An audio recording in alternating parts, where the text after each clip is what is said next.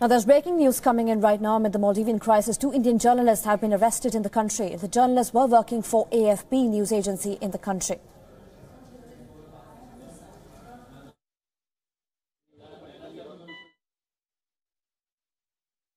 We're being told that 2 Indian journalists who were working for the French news agency AFP have been arrested in Maldives.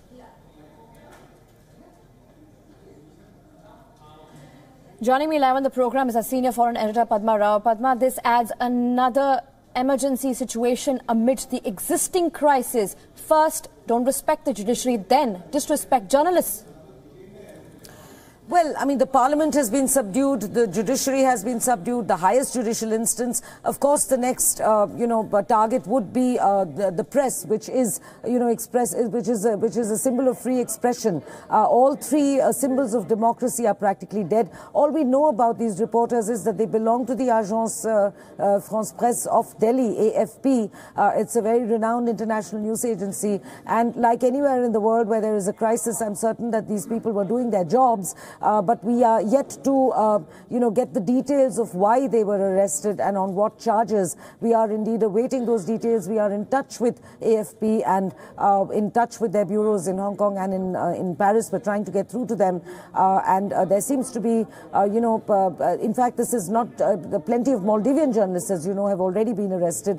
Rajay TV, which was transmitting, quite sort of critical reports about what's happening in the Maldives, has been shut down. Various websites have been shut down. But then again, Jessica, thanks to the power of the social media, most of these intrepid young journalists, even in the Maldives, are making do with the social media and sending out their messages via the social media. So, you can perhaps suppress a few people sometimes, but you can't suppress everyone all the time. Right, Padma, it'll be interesting to see and wait and watch, in fact, on what grounds were these journalists arrested, because there has to be legitimate grounds. As you also mentioned, Rajay TV, we've been running that story since morning. We've been telling our viewers that even they were not allowed to broadcast, and there were protests seen out there as well. But what really explained this? What kind of a message are they sending out by now taking in journalists as prisoners, not allowing national broadcasters to tell the real news? What is the Maldivian government really up to? If you look at what the Maldivian government is up to on the international arena, look at the countries it has sent its envoys to explain its position and to somehow justify its throttling of democracy. It sent envoys to Iran, I beg your pardon, to Pakistan and to China and also to Saudi Arabia. Now, none of those countries are famous for press freedom.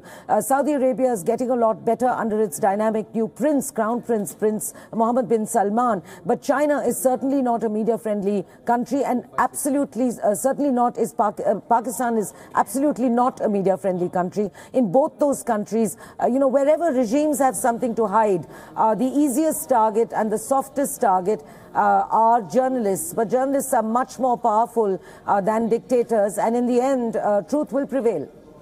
Absolutely, truth will prevail, and we all hope that these journalists get the freedom that they deserve, which is the right to freedom of expression in any form. Thank you, Padma Rao, for joining us on the program. We'll, of course, get our viewers more details on that.